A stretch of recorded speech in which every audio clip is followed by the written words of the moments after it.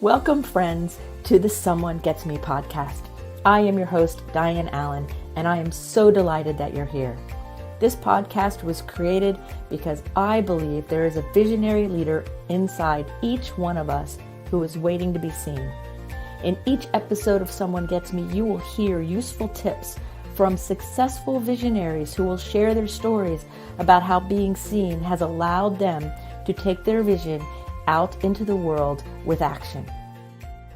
Hi, it's Dianne A, and I'm here to talk to you today about the fact that there is an addiction that is much, much bigger than opioids. I have been an addiction specialist for 40 years, and I am so sick and tired of hearing that opioids are the big epidemic. Yes, they are an epidemic. They have been an epidemic for a very long time because heroin is in the opioid family.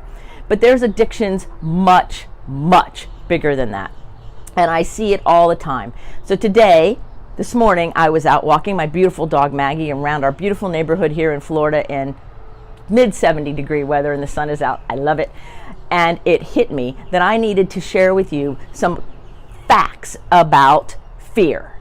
Fear is an addiction much, much bigger than opioids ever will be. Fear is a chemistry in the body that we as humans can easily be addicted to. And so we can be addicted to things that are not just inside our body. It's crazy. So the way fear works is it's existential, which means I just have this random fear out there. So it's not really like an emotion. And so what a lot of people think is that if I'm not feeling afraid, I'm not having fear. That is not true. You can be addicted to fear and not feel afraid, because fear is the fuel for anger and irritation. It's like turning up the gas on the stove. Whenever we have fear underneath, there's only two motivators: fear, love. So if there's fear underneath and you have anything going on, you will immediately become angry. So every time you see somebody who's angry, and we know a few high profile people who are angry a lot of the time, it's because they have a fear underneath it, even if they're not feeling fear. That's where the addiction lies. It's because an addiction means I cannot get enough of what I do not want. That's my definition of addiction. I can't get enough of the very thing I don't want. So I don't want to be an angry, irritated pain in the butt, but I somehow can't stop myself. Well, it's because the fear is fueling it. And so there's a few fears I would like to talk to you about today, because I am really over this whole thing about alcohol and drugs and marijuana and opioids being the only addictions in the world, because it's not true. Every single person that I have treated in 40 years, I've had like a 90% success rate of the people who work with me, when the industry average is only about 7%. So obviously I'm on to something, right? And it's because I help these people address their fear. So there's a few fears I want to talk about. One, the fear of losing control. Every addict I ever met is controlling their environment. They're controlling what you see about them. They're trying to control their inner world. They're trying to control what they eat, what they don't eat. Everything is control, control, control, control. All controlling people. That's right. Every time you are controlling, fear is running the show, whether you can identify it or not, or whether you want to admit it or not. It's running the show, period. I notice it in me. When I start wanting to control something, first thing I say is, whoa, whoa, whoa, whoa, whoa. Let's back up and do something with the fear. Well, I'm going to talk at the end about the antidote, by the way. So wanting to control something is a sign of fear. Know some people who do that? I see it in the news, which is why I don't watch it very much. Now, what about the people who are afraid of being controlled? That's another kind of fear. Like, I'm not going to be controlled. That defiance of don't you dare tell me what to do because I know better. I'm running my life. On and on and on. It makes me nuts, because the people who don't want to be controlled are trying to control the other people who are trying to control them. So everybody is acting in fear, and everybody is addicted to the fear in that moment, because that addiction to that fear energy is what's driving the crazy behavior. Got that? The addiction to the fear energy is what's driving the crazy behavior. So they say, well, I'm not addicted to it. I can stop it any time. Not true. It's not true. That's what every addict has ever said to me, like forever. It's just simply not true. And so the addiction to fear is way bigger than that. And in fact, I wrote a blog about 10 years ago now, maybe even longer, and it was titled, Our Society Has Become an Addict. And I was the only one talking about the fact that we're conditioned to be afraid and to be in fear and to respond to fear without really realizing, first of all, what its purpose is, and second of all, what to do with it. The function of fear, its function, the reason why we have it, to help us get prepared. So we have to be prepared. That's all it's saying. It's not saying freak out, get angry, kill somebody, go do something stupid, cuss at other people, say things on social media that are ridiculous. It's not saying that. It's saying get ready. So if I have to do something, I need to get ready for it, right? I'm taking a trip. I'm going to go speak at a conference. I might have a little butterflies. I might have a little adrenaline. But that fear energy, which feels sometimes like adrenaline, which is why we get addicted to it, often is just saying, get ready. Oh yeah, buy the tickets if I'm going to get on a plane. There we go. Pack the right clothes. It's not a rocket science, right? So there's two other kinds of fears in addition to the first two. The first two were afraid of being controlled and then also trying to control others. And those two people make a great dance.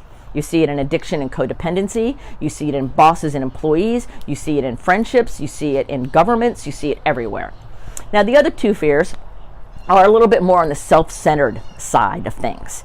And one of them is, I'm afraid I'm going to lose what I have.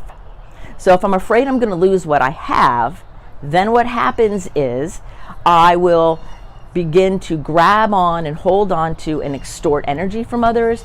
I will do whatever I can do in order to get whatever it is I say I want, so that I'm afraid of losing what I have, so I'm going to keep grabbing. The other one is I am not going to get what I want. So I'm afraid of losing what I have. I'm not going to get what I want, are the two self-centered fears. So if I want to get something and I'm afraid I'm not going to be able to get it, fear can rise.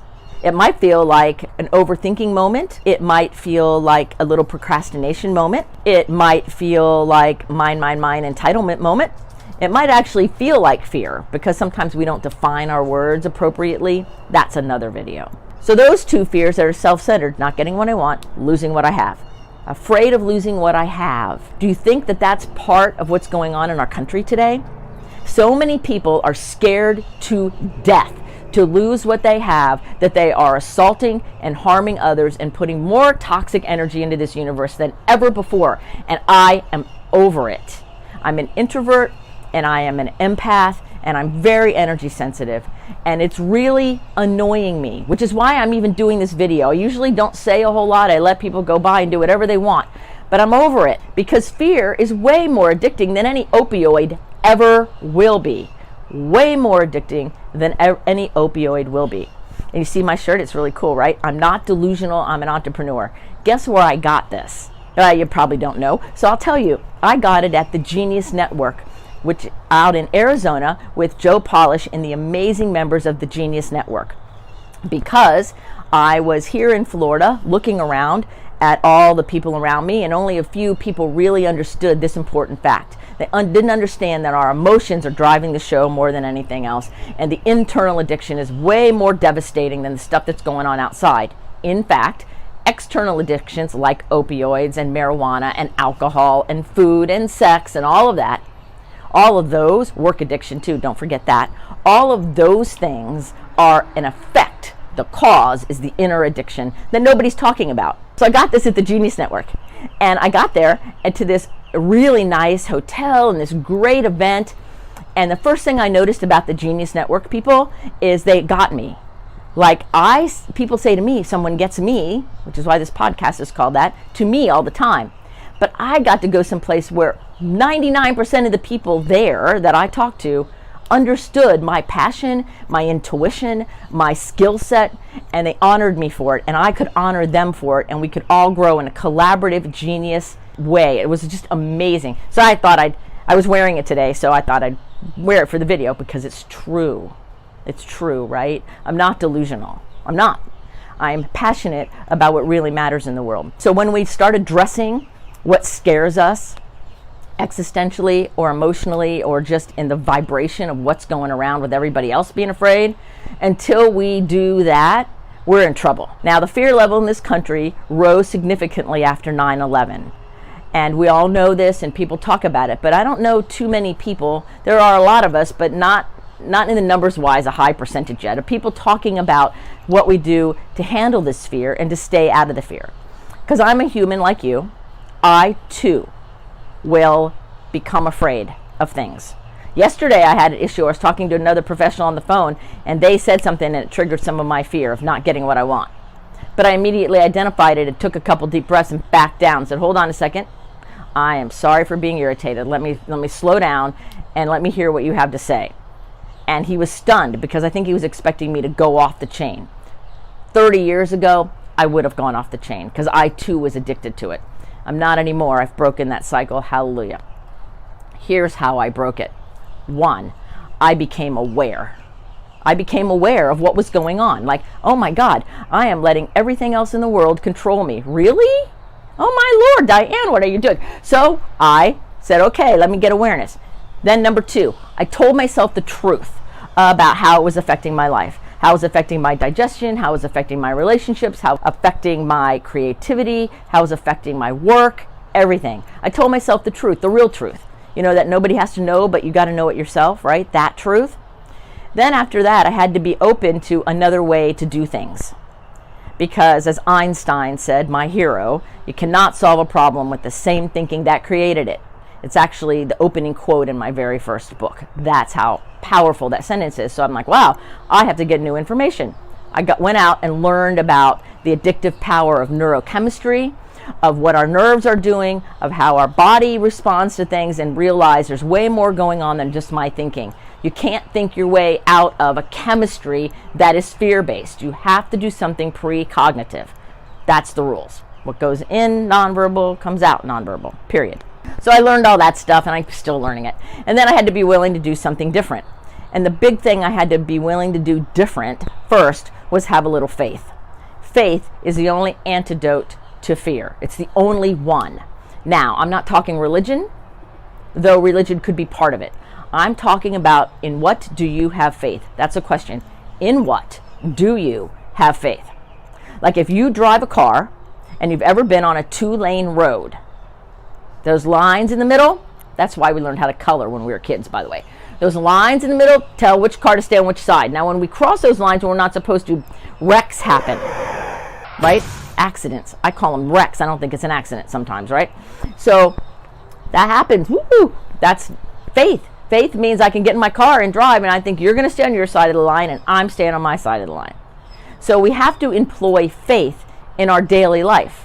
When I come home after a long day and it's dark outside and it's dark in my house and I flip the light switch, I have faith that there's power that goes through those lines and will light that light bulb so that I can see. Faith is much bigger than most things people think it is. They associate it with high spirituality and religion, which I also associate it with that, but I'm talking about the core faith. The faith that when I go to sit in a chair, that it's not going to fall apart. It's going to actually hold me. Check that out, right? That's faith if you just plop in a chair and you don't test it out and measure it first, right? So there's so many things that we have to be aware of that faith involves, right? So faith is the antidote for fear. Fear is a much bigger addiction than opioids ever will be, because fear can drive you to feel so much pain and anger that the numbing effect of any drug, whether it's pasta or bread or marijuana or opioids or alcohol or sex, all of that numbs you. So if your fear level's all staticky and you're not addressing it because you don't identify it or you're not aware of it or you don't care, the effect of this staticky, unsettled dis-ease is some form of external addiction, but it started with an internal addiction. So I hope I've made some sense here, but it's really important to me that we start waking up in this planet. Like, hello, everybody. You know, and I think it's one of the reasons why I am so successful with my clients. It's not me that's doing it, first of all. It's a higher purpose. But most importantly, it's because I don't see things in the traditional way everybody else sees it, because I'm not part of the masses. I never have been. And that's how come when I've worked in rehab centers all around in many places, that my groups always did better and my clients always did better. You know why? I didn't follow the rules that everybody thought I was following. What I did was I went inside to my intuition and I helped those people find their intuition so they could be empowered and move forward. Some of you are going to hear this video because you're out there still in my world, successful and happy, and I'm so grateful. That's what brings tears to my eyes, is the happiness and the joy that people can feel. You don't have to live like this. You don't have to live in fear. You just simply don't.